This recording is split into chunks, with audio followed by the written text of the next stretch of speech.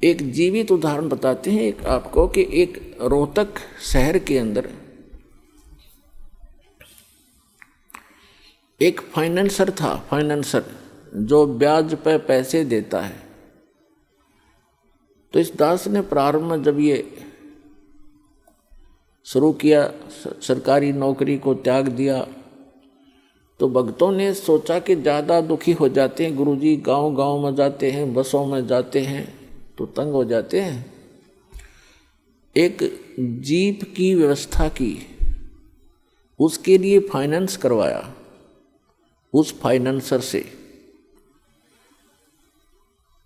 वहाँ आने जाने लगे, बैठने लगे, स्वभाव ठीक था। हमारे भक्तों ने उनको समझाने की चेष्टा की, उसके पिताजी को भी कहा, वो भी वहीं बैठता था उसी ऑफिस में। तो उसके पिताजी से कहा कि आप ये ज्ञान समझो, हमारे गुरुजी ऐसे भक्ति बताते हैं, आप ये भक्ति करो। तो वो उनके पिताजी कहने लगे कि भाई आज मेरे घर में जो सुख है शायद किसी को होगा, और मैंने गुरु भी बना रखा है, और हम श्री राम, श्री कृष्ण और श्री शंकर भगवान, श्री विष्णु भगवान और दुर्गा माता आदि की पूजा करते हैं। अरे इन्होंने हमारे सारे ठाठ कर रखे। वो प्रॉपर्टी डीलर का काम भी करता था, फाइनेंसर का भी काम करता था, खूब बढ़िया काम चल रहा था, अच्छी कोठी बना रखी थी। उसी का एक भाई जज लगा हुआ था, जज, और उसकी पत्नी भी जज लगी हुई थी। तो वो बुजुर्ग कहता है, उनका पिताजी कह रहे हैं कि आज मेरे घर में जो सुख है शायद ही किसी को होगा। सारी बताई कि एक बेटा तो ये बहुत पैसे कमाता है, हम इसी ने सुख मान रहे हैं। एक बेटा जज लग गया है और बेटे की पत्नी भी जज। तो ठीक है, हमारे भक्त के बोल रहे हैं, इस ताक वो सुनने को तैयार भी नहीं, तो चुप करके आ गए। उसने 2-3 महीने के बाद क्या किया कि एक अपने धर्म गुरु से धार्मिक अनुष्ठान घर पर करवाया। उस समय सभी बच्चे छुट्टी लेकर आ गए थे, वो जज भी आ गया था, फाइनेंसर वहीं था।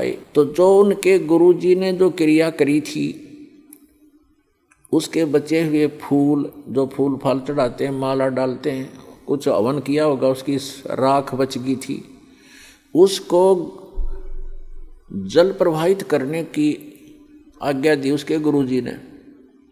वो दोनों बेटे, एक जज और एक वो फाइनेंसर, उस राख को लेकर गए। उनका ड्राइवर साथ था गाड़ी में। रोहतक से दिल्ली रोड के ऊपर एक JLN बोल रहे हैं उसको, जवाहरलाल नेहरू कैनाल, बहुत भारा, बड़ी गहरी वहाँ से चलती है, बह रही थी। उस पे जाके उन दोनों ने पटड़ी पर गाड़ी चढ़ाई। ड्राइवर ने गाड़ी रोकी, दोनों उतर के उन्होंने वो जो भी थैला सामग्री थी वो ऐसे खाली कर दी जल में। वो जल में नहीं गई, उस कैनाल के उस नहर की पटड़ी ज़्यादा टेढ़ी थी ऐसे, तो वो ऐसे गिर गई ऊपर ने।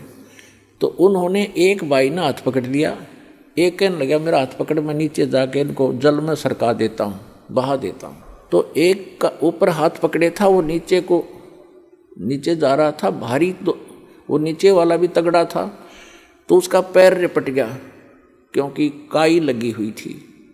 और साथ में उसका भाई हाथ पकड़ रहा था, वो भी साथ आ गया क्योंकि उसने और मजबूती से पकड़ा। जब गिरने लगा तो वो भी नीचे गिर गया। दोनों उस नहर में गिर कर डूब कर मर गए। तीसरे दिन लाश पाई उनकी। पुण्यात्माओं,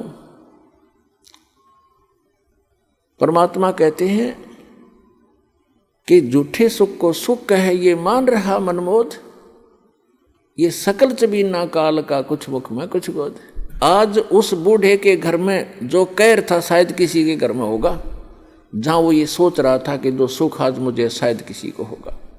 जब तक हम उस परम पिता की शरण ग्रहण नहीं करेंगे, और जो साधनाएं हम करते हैं उससे हम मान बैठे हैं कि ये साधना से मुझे लाभ हो रहा है, कहाँ गई उसकी साधना? वो कहर टूट गया उस घर पे। तो पुण्यात्माओं, इसका समाधान केवल एकमात्र कबीर परमात्मा है, और उसकी ये सत साधना जो दास के पास है, इसके अतिरिक्त कोई कबीर साहब का नाम लेकर के अगर आपको कोई जंतर मंत्र बताता है तो व्यर्थ है, यूजलेस है। और ये मंत्र जो दास आपको देता है, ये है वो कारगर मंत्र।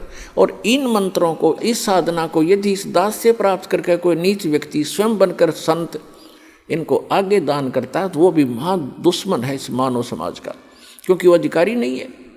अधिकारी के बिना ये मर्यादा इस भगवान की, अधिकारी के बगैर ये मार्ग चलेगा नहीं।